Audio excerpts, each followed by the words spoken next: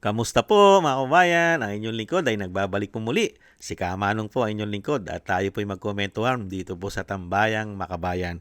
At sana po nasa maayos po kayong kalagayan mga kababayan. Mag-umpisa na po tayo.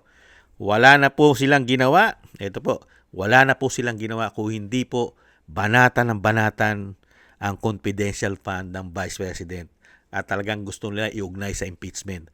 Lalong-lalo po yung sinasabi po ng COA na notice of disallowance, mga kababayan. Umpisahan na po natin. Pakinggan po muna natin si Atty. Harry Roque. At pakinggan din po natin yung mga naninira sa Vice President.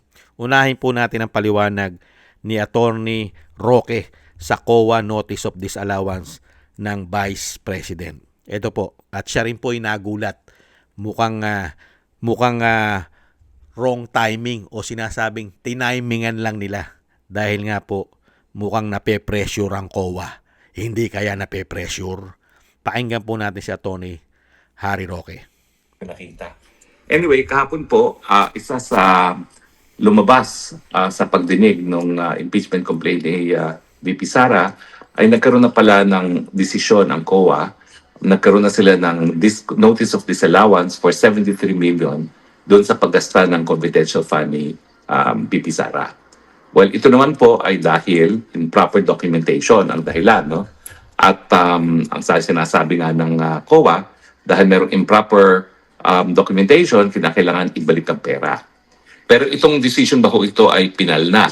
Well, sa tingin ko hindi pa po, no? Kasi ito yung kauna-unahang pagkakataon na nalaman natin na nagdesisyon na ang COA tungkol dito.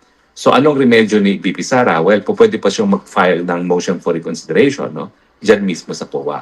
At dyan sa motion for reconsideration, pwede niyang i-dispute kung bakit mali ang naging desisyon ng COA. At sa tingin ko naman, may politika rin dyan, no? Hindi naman nagkakataon, parang sobra namang coincidence na habang ginigipit ngayon si VP Sara, itong COA, biglang nag-issue ng notice of disallowance, no? Para bagang sinususugan ng gusto mangyari ng Kongreso para patunayan na mali paggastos ni Inday Sara dun sa kanyang confidential funds, no? At matapos ng kanyang notice of disallowance, meron pa ring remedyo. Ayan po ay petition for certiorari sa Korte Suprema on basis of grave abuse of discretion o yung talagang pag-abuso sa kapangyarihan dahil walang basihan ang desisyon ng COA. Well, ako naman po hindi ko pa nababasa ang desisyon ng COA kaya hindi ko masabi kung tama o mali. Pero ang importante po sa puntong ito, hindi pa po pinali ang desisyon na yan. Meron pang motion for reconsideration. Yan po mga tambay, meron pa pong motion ng Vice President. Hindi po ba? Hindi pa po penal. Pero pagdating po sa social media, maawayan, at doon po sa tagapagsinungaling di umano Malacanang, ay penal na po sa kanila. Penal na. At talagang grabe na po nilang siraan ang Vice President. Hindi po ba? At sinasabi rin ni Atty. Roque, ay baka nga naman politika na pressure at ngayon lang naglabas ang COA. At yan po ay hindi pa penal, mga kababayan. Pero kailangan na nila siraan ng Vice President. Siyempre, sayang naman yung maleta. Sayang naman yung mga nabibigay na maleta sa media. Di umano, ayon sa Marines. At yung pinasusweldo doon sa isang building sa Makati na hinahatiran ng pera ng mga Marines. 3 palapag, mga kababayan. Ito po, ang Vice President po, ang siya lang po bang merong notice of disallowance, mga kababayan? Napakarami po. Pati nga si Delime, nagkaroon din po yan eh. Hindi po ba? At lalo-lalo rin po, yung dating Pangulo na si Pinoy. Napakalaking pera din po yung kanyang notice of disallowance, mga kababayan. At hindi po siya na-impeach. Bakit po? Dahil ang pera po kay Pinoy ay mahigit 439 million. Mahigit 439 million, mga kababayan. Ang kanya pong sinasabing notice of disallowance sa COA. Pakinggan po natin itong mga pag-uusap po. Kasama po sila Atty. Bondok. Ito po mga kababayan. Si Jokno, Sel Jokno. Congressman Kiko Barzaga. respectfully ask lang kung lumalabas online yung mga notice of disallowance kay Pinoy pa noong 2012, disallowed yung naka-appeal pa hanggang ngayon, many years later hindi pa binabalik, 400 plus billion din. Wala namang impeachment na final po sa kanya. What is your take on that lack of parallelism in the application of the law? This is not adversarial. I'm curious. Sure. I'm not aware of what happened in the previous administrations. Pero siyempre, whoever it is, dapat the treatment should be the same. Yung on the appeal aspect lang po, na while it is on appeal, wala pang restitution dahil naka-appeal pa. Yes. Di ba? While on appeal, wala pa naman. Okay. But once the appeal has been affirmed by COA, at least sa level ng COA, the obligation now gives... It's on appeal gives sa Court rise. of Appeals po ang sinasabi ko. So wala pang restitution o meron na? I think- Final sa COA, appeal sa judiciary.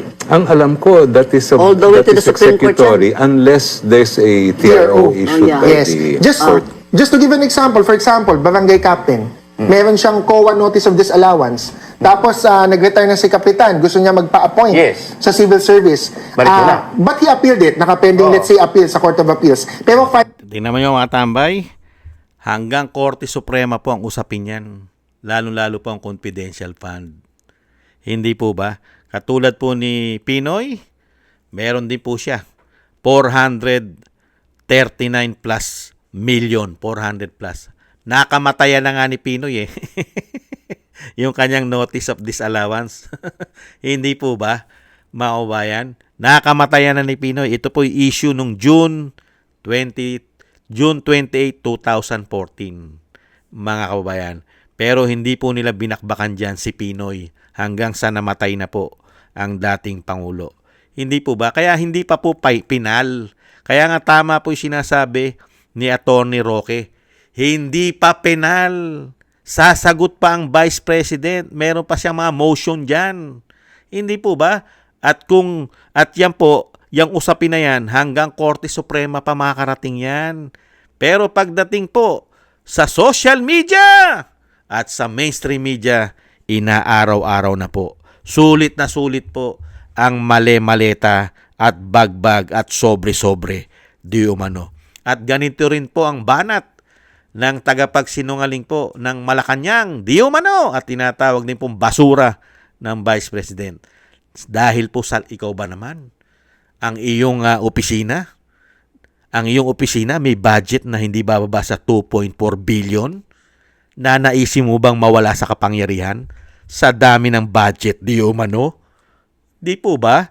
At hindi po papayag ang Vice President na walang makulong at hindi po yan maimbestigahan. Hindi po ba? Pakinggan po natin ito pong paninira at banat para pong hindi abogado. Para sa kanya ay pinali na at tigas din po ang pagmumuka di umano kung pagsalitaan po ang Vice President. Ito po, pakinggan po natin.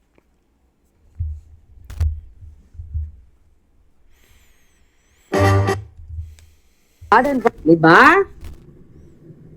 Mga ganyan lang ang problema eh. Pero di ba, kung wala ka natutulong, tapos puro ka, di ko alam eh, kung ano bang naitutulong niya mga clear. Aatin lang siya sa fiesta, magsasalita, most probably mga ngampanya, pero hindi talaga nakakatulong sa pinaka-problema na kinakaharap ng Pilipinas. Yeah. Tandaan natin mga clear. As of now, 73 million, ilan na ba pinapasuli mga clear, ha? Di ba? Pinapasuli yung pera na. Sa nakikita ko mga ka-clear, yung 73 million 287,000 ang dapat na isole. Pero syempre, bubusisiin pa to mga ka-clear. As of now, 73 million ang dapat na isole ng OVP. Ha? Sa latest na decision. At mga ka-clear, yun, nasan ako? At yun ang hindi tinitake up ng kanyang mga troll. Diba? Hindi raw natin pinag-uusapan mga tambay. Yan na nga, pinag-uusapan na nga natin eh. Yan ba'y pinali na? Yung sinasabi po ng tagapagsinungaling di umano ng opisina. At ang Vice President daw po ay walang naitutulong sa bansa. Gipit na gipit at iniipit ang pondo ng Vice President. hinahanapan po ng maraming pagtulong. Yung araw na araw nga, yung araw-araw na libreng sakay sa buong Pilipinas, meron siyang Luzon, Visaya, Mindanao. Libreng sakay. Hindi ba tumutulong yon? At napakarami pa niyang programa. Yung gumagawa siya, tumutulong para mga Pilipino ay hindi umaasa saan? Sa mga ayuda nila. Tinuturuan ng Vice President magnegosyo, kaya nga may negosyo kaday. At marami pang paggawa, lalo-lalo pagka may panahon ng sakuna. Nangunguna ang Office of the Vice President. Yan ba walang maginagawa? Ang tanong, ano po na itutulong ng PCO? Lalong-lalo po ang tagapagsinungaling ng Malacanang di umano. At sinisiraan pa yung confidential fund at yung sinasabi ng COA na 70 plus million. Hindi pa naman po pinal yan. Hindi pa pinali. Sasagutin pa yan ng Vice President. At yan, hanggang Korte Suprema ay pag-uusapan yan. Kamukha po nung kay Pinoy. Yung kay Pinoy, nakamatayan ha. Nasa Korte Suprema pa rin. At hindi po impeachable yan. Hindi po impeachable. Kaya nga dito tayo bibilib eh.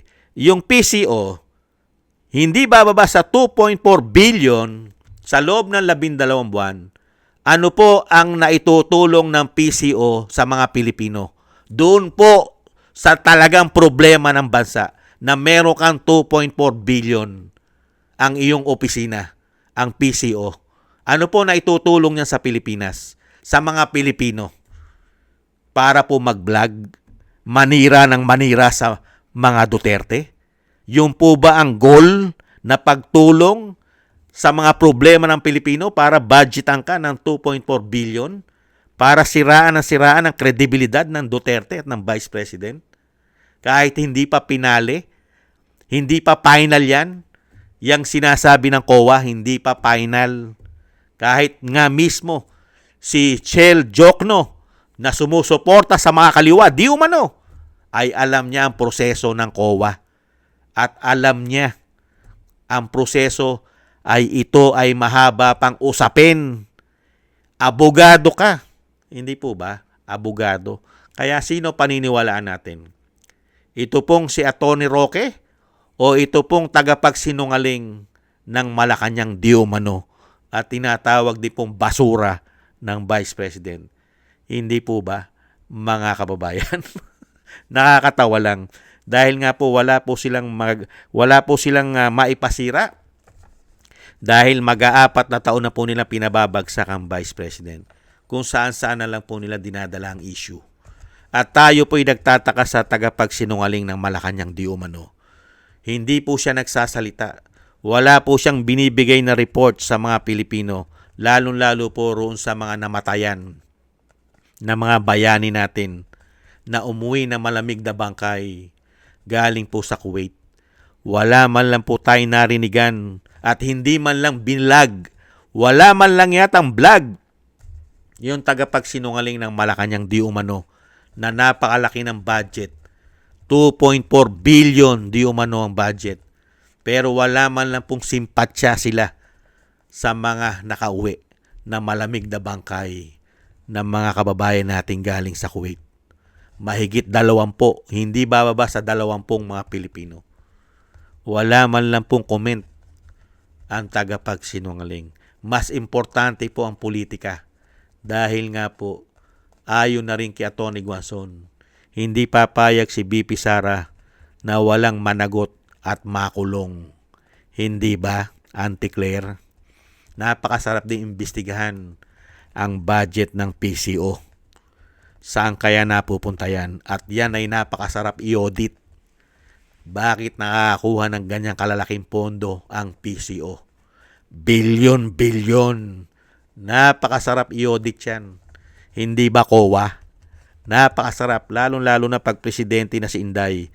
Napakasarap i-audit ng PCO. Lalong-lalo po yung ayaw i-audit ng Kongreso. Ang Office of the President, 4.5 billion hindi bababa sa loob ng isang taon. Ilang taon na pong humahawak ng hindi bababa sa 4.5 billion ang Office of the President. Wala pong yaw-yaw dyan. yung tagapagsinungaling. Kasi bilyon yan eh. Bilyon. Hindi po ba? Sana, pag naging presidente na si Inday, i-audit din po niya yan. Yan kay Bongbong Marcos, bilyon-bilyon. Napakasarap i-audit yan. Napakasarap i-audit ang bilyon-bilyon. Hindi po ba? Yan po mga kababayan, ang malinaw po na pahayag ni Atty. Roque na ang ginagawa po ng COA na sinasabing pinasasauli na raw ang pera ng confidential fund ng Vice President ay hindi pa pinal, hindi pa final. Marami pang usapin dyan. At yung sinasabi nila ng COA na kulang ang mga kailangan nilang dapat na isubmit pa, ay yan po ay isasubmit pa yan ng Office of the Vice President. Hindi po ba? Alam mo yan, attorney. Attorney ka pa naman. Buti pa si Attorney Jokno. Alam. Samantalang ikaw. Samantalang magkakulay naman kayo di umano ni Jokno. Hindi pa kayo nakakaamo yan.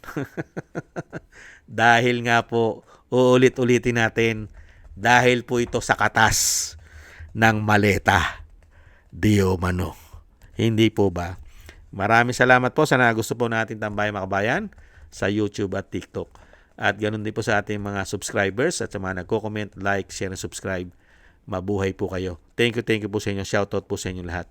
At thank you rin po sa nagbibigay po ng tulong. Shoutout po kay Tatay Nick ng Canada, Eric Hershon ng Canada, Jem Aris ng United Arab Emirates, Annie Jo, Mila Yi, Gayat Shena, Balance Vision TV, Jesus Valdepena, Kingston ng Hong Kong, si Jake Yahut ng California, USA, Gina Ray ng Berlin, Germany, Julieta Silona, Sydney, Australia, Baby Roman Ate Isa na Cagayan.